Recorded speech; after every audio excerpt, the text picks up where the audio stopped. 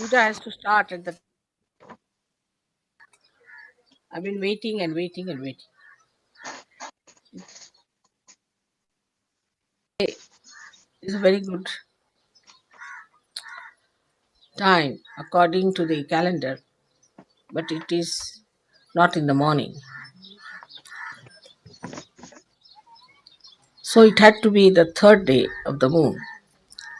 And as the moon is changing its phases in the daytime, we had to wait till it started. I think all these things have happened, of the theft and everything has happened, perhaps to delay the puja up to the point where it should start. So in Sahajyog, we all go beyond time. And we don't have to worry about the timing. Only when it's a formal function or something, because the people are formal, they don't understand our styles. So we have to be present there at right time. Otherwise, we should just allow the time to take its own course and we should move in our own way.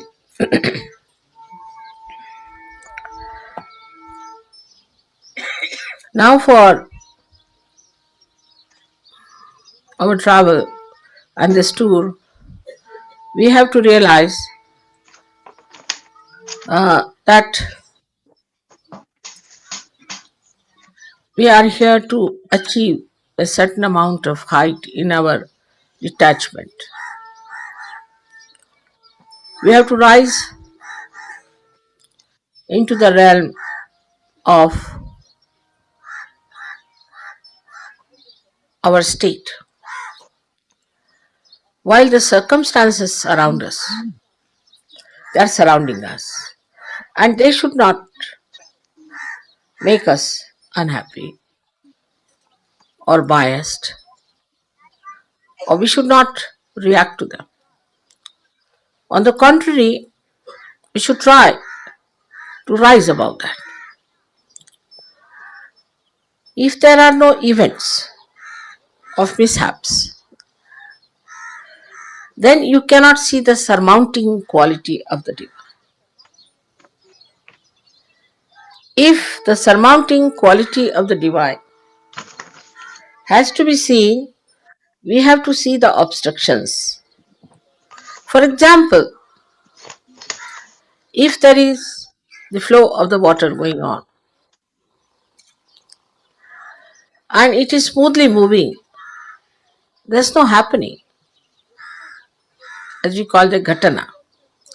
There is no happening.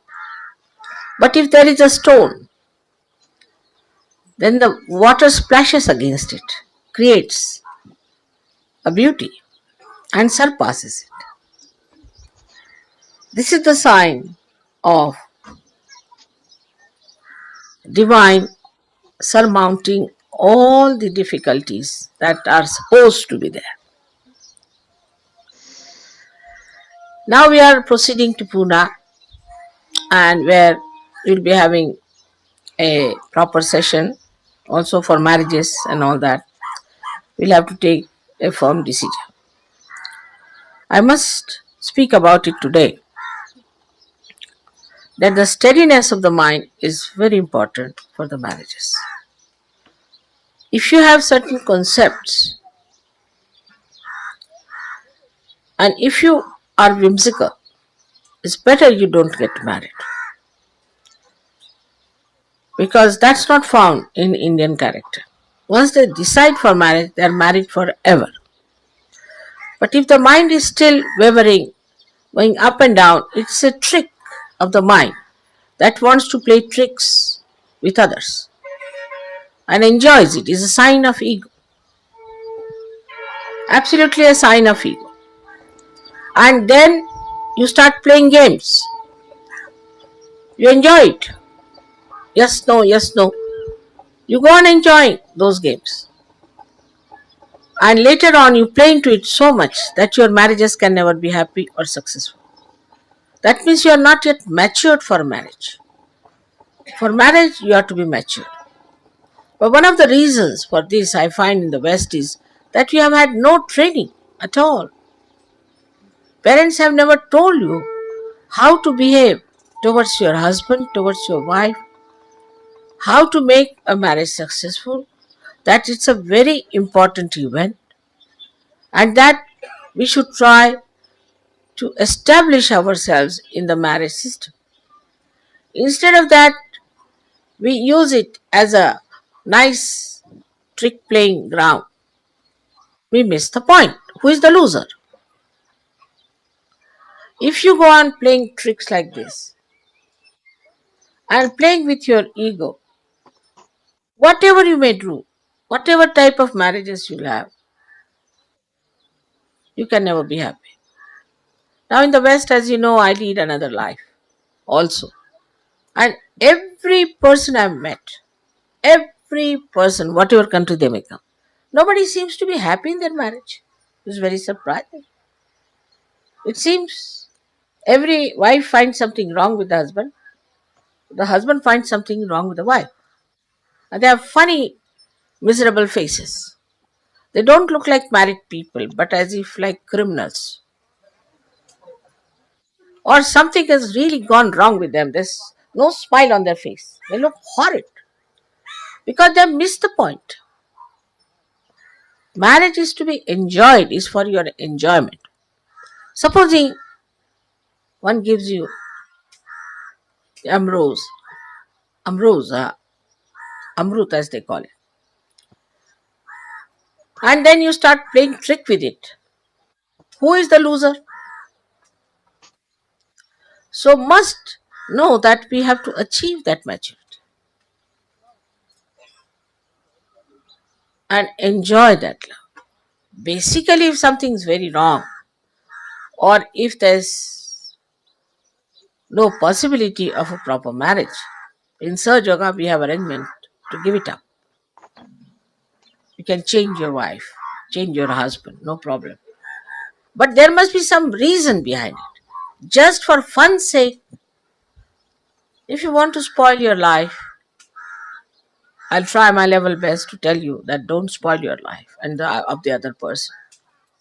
But people enjoy sometimes spoiling somebody's lives when it comes to the ego part. They themselves cannot enjoy dog in the manger policy. Dog in the manger cannot eat the grass but barks at any bull that comes to eat it. It's like this. Neither they will enjoy nor they will allow others to enjoy. And when such stupid couples are there, I have such a headache all the time, reconciling them, talking to them, asking them. I mean, it becomes a marriage bureau for me. And sometimes I reach such a conclusion, no more marriages in Sahaja. Had enough of it. Actually, what have I to gain out of it? This is nobody who tries to understand. What I'm trying is to make you happy, to get you good husbands and good wives. That you should have good relationships, you should have great people on this earth to be born, that we should have a society which is beyond all these nonsensical societies, which is so great that we can create a homogeneous family among ourselves of purity and of holiness. Instead of that, for petty nonsensical things, if there's a fight going on, one gets really fed up. Of course, one has to try. But if you are bent upon cutting your noses, how can I go on clipping them back?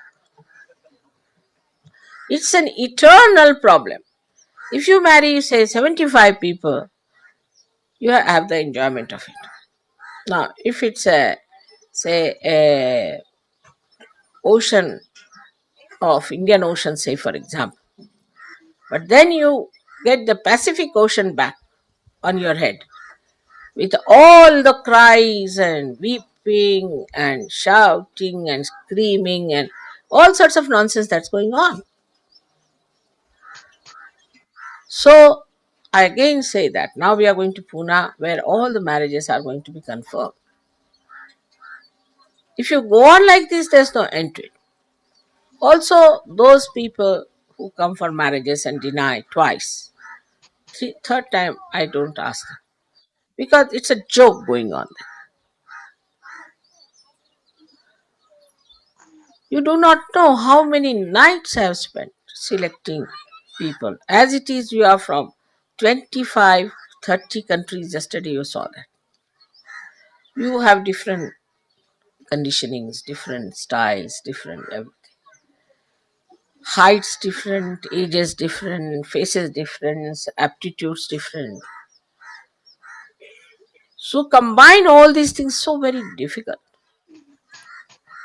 Sometimes I think if you are overeducated, then better to give you a simple woman so that your little pressure is reduced. You can share with her. But if you have equally educated people, then both the heads may be.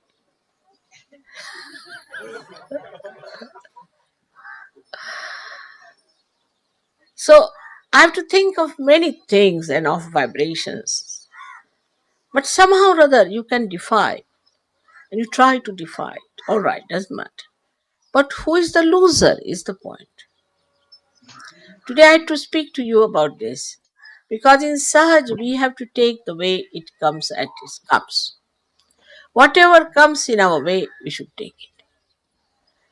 We should not sort of say, I've fallen in love. There's nobody falls in love, it rises in love in Sahaj.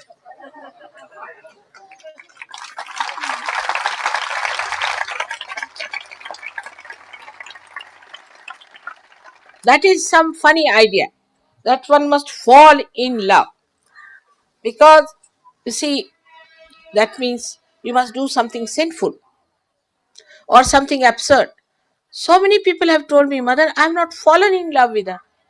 Now, how can you fall in love? You fall into some ditch or you may fall into some river or something like that. I didn't understand how do you fall in love. It's a solid stuff.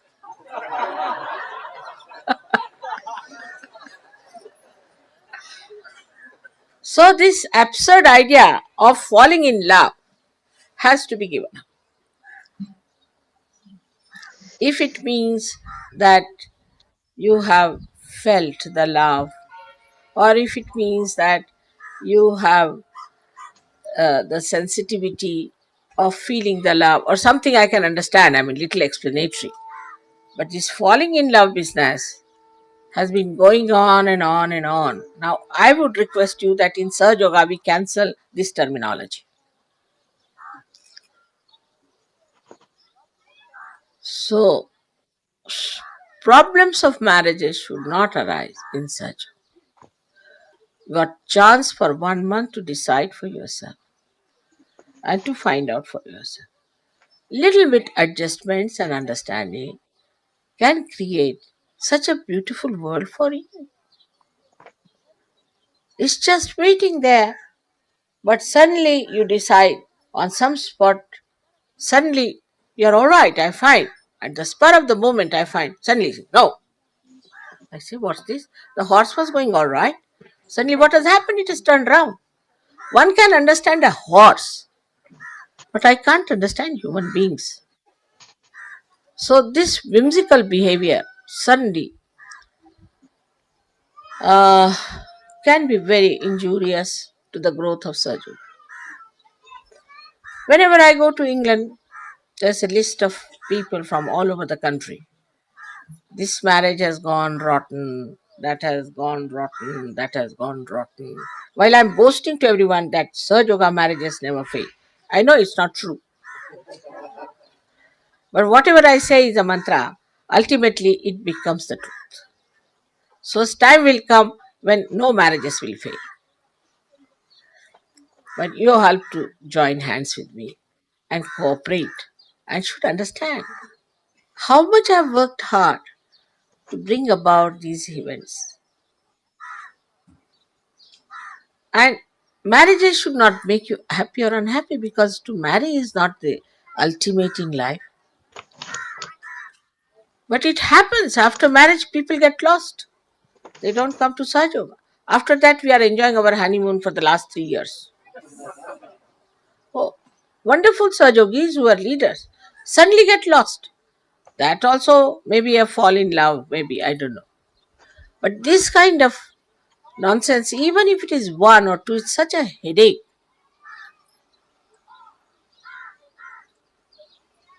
And I really don't know how to solve these problems because I think there's no problem at all. Only thing you have decided not to enjoy anything. Supposing you don't want to enjoy the food, you can put some quinine on your tongue and then say, I don't like the food. Something like that. It's absurd. So try to help me in this. Otherwise, I'll give up this marriage business. I tell you. Because it doesn't give me any joy or pleasure. Even one person feels like that, I just don't understand. And for no rhyme and reason, you should not say no. First of all, you must look at yourself in the mirror. What are you? What is your education? What is your intellect? What do you expect from another person? How much money you have got? How much money the other person has got? Whatever you want to see, you can see for yourself to begin with. Then compare. But the greatest thing you have to think about how many vibrations you have.